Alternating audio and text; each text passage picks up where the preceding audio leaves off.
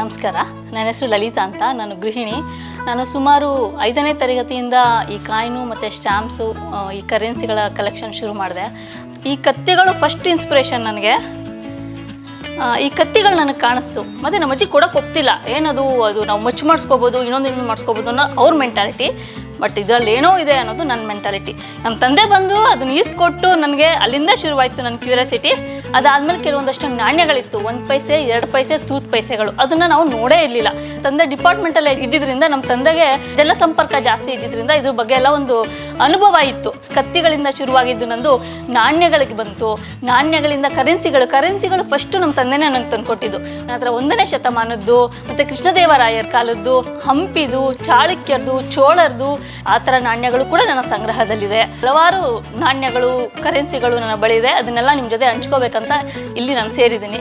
ಈಗ ನನ್ನ ಬಳಿ ಇರುವ ನಾಣ್ಯಗಳ ಒಂದು ಪಟ್ಟಿ ತೋರಿಸ್ತಾ ಇದ್ದೀನಿ. ಇದೆಲ್ಲ ಬೆಳ್ಳಿಯ ನಾಣ್ಯಗಳು.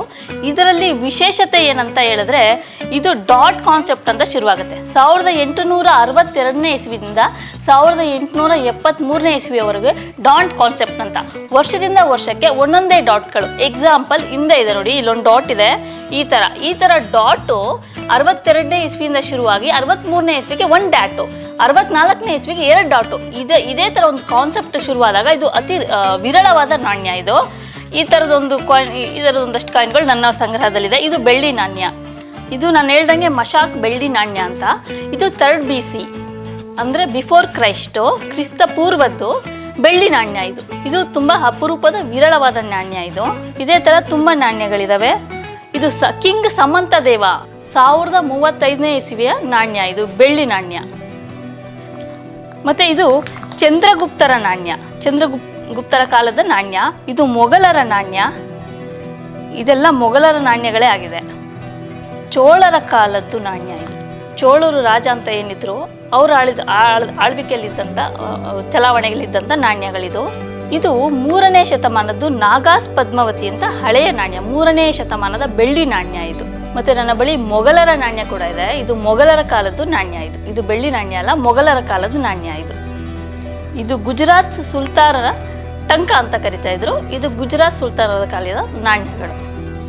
ಇದು 2ನೇ ಶತಮಾನದ್ದು ಉಜ್ಜಯಿನಿಯಲ್ಲಿ ಚಲಾವಣೆಯಲ್ಲಿದ್ದ ನಾಣ್ಯ. ಇದು 2ನೇ ಶತಮಾನದ ನಾಣ್ಯ. ಇದು ಮೈಸೂರು ಅರಸರ ಕಾಲದ ನಾಣ್ಯ. ಇದರಲ್ಲಿ ಚಾಮುಂಡಿ ದೇವರ ವಿಗ್ರಹ ಇದೆ, ಕೆತ್ತನೆ ಮಾಡಿದ್ದಾರೆ ಚಾಮುಂಡಿ ಇದ್ರದ್ದು. ಇದು ಮೈಸೂರು ಅರಸರ ಕಾಲದ ನಾಣ್ಯ. ಇದು ಕುಶಾನರ ಕಾಲದ್ದು 1ನೇ ಸೆಂಚುರಿ, 1st ಸೆಂಚುರಿ. ಇದು ಮೊಘಲರ ನಾಣ್ಯ. ಮೊಘಲರು ಏನು ರಾಜರಿದ್ರು ಅವ ಆಳ್ವಿಕೆಯಲ್ಲಿ ಆಡ್ತಿದ್ದಂಥ ನಾಣ್ಯ ಅದು. ಇದು ಕೃಷ್ಣರಾಜೇಂದ್ರ ಒಡೆಯರು 1838ನೇ ಇಸ್ವಿಯಲ್ಲಿ ಅವರು ತಯಾರಿಸಿದಂಥ ನಾಣ್ಯಗಳಿವೆ. ಇದು ಕುಶಾನರ ಕಾಲದ 1st ಸೆಂಚುರಿಯಲ್ಲಿ ಚಲಾವಣೆಯಲ್ಲಿದ್ದ ನಾಣ್ಯ. ಇದು ನಮ್ಮ ವಿಜಯನಗರ ಹಂಪಿ ಕಾಲದ ನಾಣ್ಯಗಳಿದು. ಇದು ಕುಶಾನರ ಕಾಲದ 5ನೇ ಸೆಂಚುರಿಯ ನಾಣ್ಯ. ಇದು ಬೀದರ್, ಗುಲ್ಬರ್ಗ, ವಿಜಯಪುರ ಕಾಲದ ನಾಣ್ಯಗಳಿದು. ಇದು ಗ್ರೀಸರ ಕಾಲದ ಅತ್ಯಂತ ಒಂಥರ ಅಟ್ರಾಕ್ಷನ್ ಆಗುವಂಥ ನಾಣ್ಯ. ಇದು ಗ್ರೀಸರ ಕಾಲದ್ದು, ಅಂದರೆ ಅವ್ರು ಹೇಗಿದ್ರು ಅದೇ ಥರ ಒಂದು ಅಚ್ಚು ಹಾಕಿರುವಂಥ ನಾಣ್ಯ.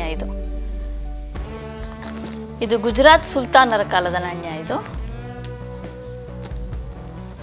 ಇದು ರಾಜ ಸಮಂತರ ಕಾಲದ 4ನೇ ಶತಮಾನದ ನಾಣ್ಯ. ಇದು ಅತ್ಯಂತ ಪುರಾತನವಾದುದು. ಶಿವಗಂಗಾ ತಮಿಳುನಾಡು ಆಳ್ವಿಕೆಯಲ್ಲಿ ಚಲಾವಣೆಯಲ್ಲಿದ್ದ ನಾಣ್ಯ. ಇದು ಟಿಪ್ಪು ಸುಲ್ತಾನರ ಆಳ್ವಿಕೆಯಲ್ಲಿ ಚಲಾವಣೆಯಲ್ಲಿದ್ದ ನಾಣ್ಯ. ಇದು ಅಷ್ಟೇ 1700ನೇ ಇಸ್ವಿಯ ಟಿಪ್ಪು ಸುಲ್ತಾನರ ಕಾಲದ ನಾಣ್ಯ. ಇದು ಉರ್ದುಲ್ ಏನಿದೆ, ಉರ್ದುಲ್ ಪ್ರಿಂಟ್ ಆದಂಥ ನಾಣ್ಯ. ಮೈಸೂರು ಅರಸರ ಕಾಲದಲ್ಲಿ ಉರ್ದುಲಿ ಒಂದು ಪ್ರಿಂಟ್ ಆದಂಥ ನಾಣ್ಯ. 1766ನೇ ಇಸ್ವಿಯ ಕಾಲದ ನಾಣ್ಯ. ಇದು ನನಗೆ ತುಂಬ ಅಚ್ಚುಮೆಚ್ಚಿನ ನಾಣ್ಯ. ಯಾಕೆಂದರೆ ಇದನ್ನು ಕನ್ನಡದಲ್ಲೇ ಪ್ರಿಂಟ್ ಮಾಡಿದ್ದಾರೆ.